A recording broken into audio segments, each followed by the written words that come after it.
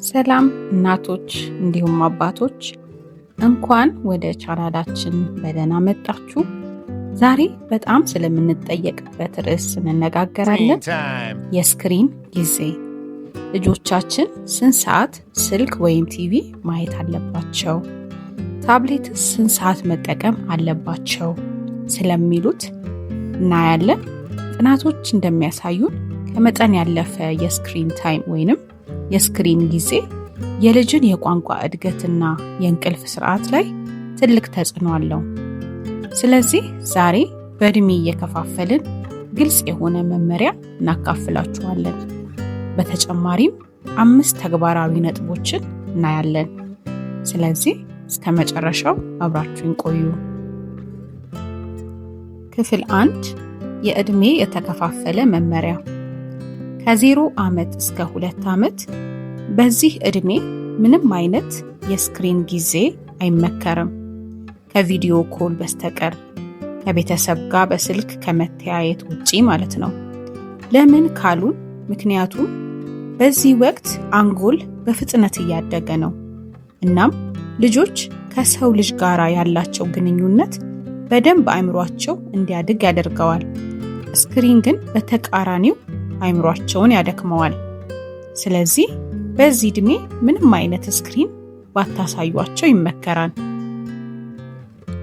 ከ2 ዓመት እስከ 5 ዓመት በቀን ለ1 ሰዓት ብቻ ይመከራል።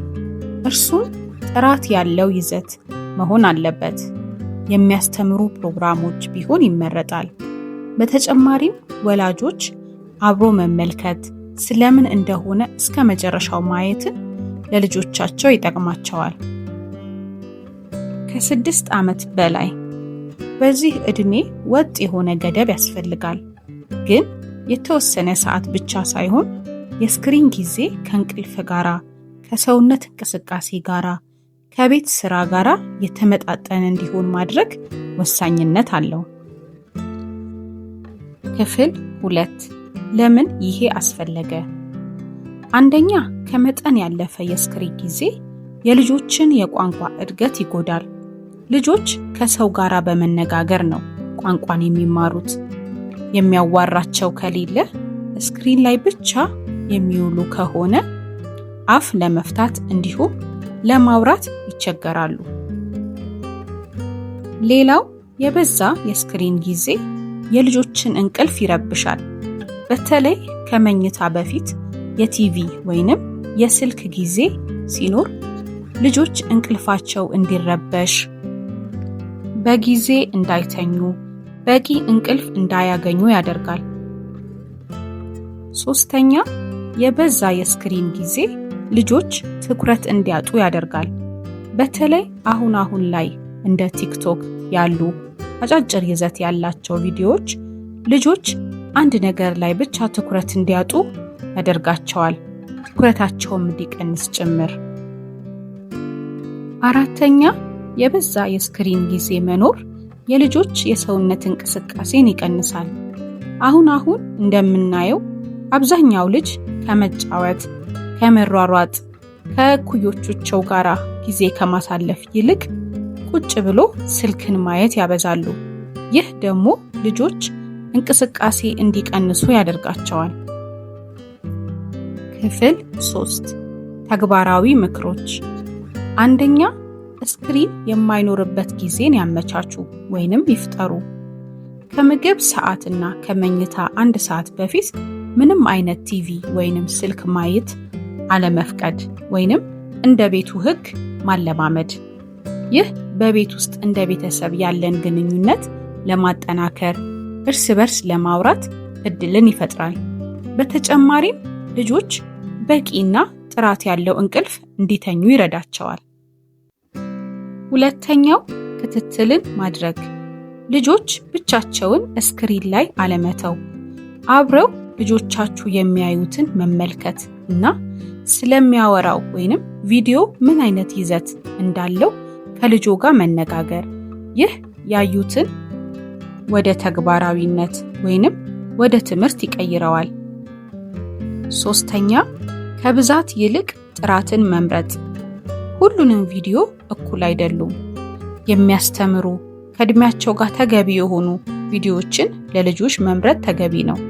ዝም ብሎ ሁሉንም ቪዲዮ ከማየት ይልቅ የተመረጡ ለልጆች አስተማሪ የሆኑ ቪዲዮዎችን መምረጥ የተሻለ ነው።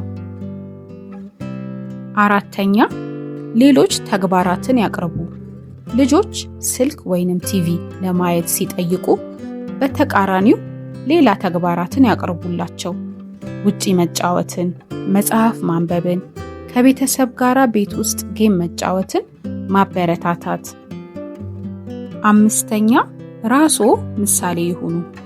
ልጆች ወላጆቻቸውን ይኮርጃሉ። እርሶም በራስዎ ብዙ ጊዜ ስልክ ላይ ከሆኑ ልጆቹም በተመሳሳይ ያንን ባህሪ ይማራሉ። በመጨረሻም እነዚህ 3 ስህተቶችን እናስወግድ። ስህተት 1፣ ስክሪንን እንደ አጋዥ መጠቀም። እንደ ወላጅ ብዙ ስራ ስለሚበዛብን ብዙ ስክሪንን ለልጆቻችን መስጠት ወይንም መፍቀድ ልምምድን ማቆም ይኖርብናል። ይልቁንም አጭር ቀለል ያሉ ተግባራትን መፈለግ፣ ቤት ውስጥ እንዲያግዙን ማበረታታት፣ የተለያዩ ጨዋታዎችን እንዲጫወቱ ማድረግ ይኖርብናል። ስህተት 2፣ ወጥ ያልሆነ ገደብ። ልጆቻችንን ዛሬ ለ3 ሰዓት ስክሪን እንዲያዩ መፍቀድ፣ ነገ ደግሞ ምንም አይነት ሰዓት አታይም ብሎ መከልከል ልጆችን ግራ ያጋባቸዋል። ቀጣይነት የሌለው ውሳኔ መወሰን ልጆችን ስርዓት እንዳይማሩ ያደርጋቸዋል። ስህተት 3፣ የሚያዩትን ቪዲዮዎች ይዘት ችላ ማለት። ስንት ሰዓት ማየት እንዳለባቸው ብቻ ሳይሆን ልጆች ምን አይነት ይዘት ያለው ቪዲዮ እያዩ እንደሆነ እንደ ወላጅ መከታተል ይኖርብናል። ስለዚህ በዛሬ ቪዲዮ በእድሜ የተከፋፈለ የስክሪን ጊዜ ገደብ መመሪያን፣ ለምን የስክሪን ጊዜ ገደብ አስፈለገ፣ እንዲሁም እንደ ወላጅ ተግባራዊ ምክሮችን እንዲሁም ስህተቶቻችንን በሰፊው አይተናል። ለዛሬ የያዝኳቸው ስለ ስክሪን ታይም ያለኝ ምክሮቼ እነዚሁ ናቸው። የእናንተ ልጅ ስንት ሰዓት ስክሪን ያያል? በኮመንት ያጋሩኝ። ይህ ቪዲዮ ከጠቀሙት ላይክ፣ ሰብስክራይብ ያድርጉ። ለሌላ ወላጅም ይጠቅመዋል ብለው ካሰቡ ሼር ያድርጉት። በሚቀጥለው ቪዲዮ እስከምንገናኝ ቸር ይቆዩን።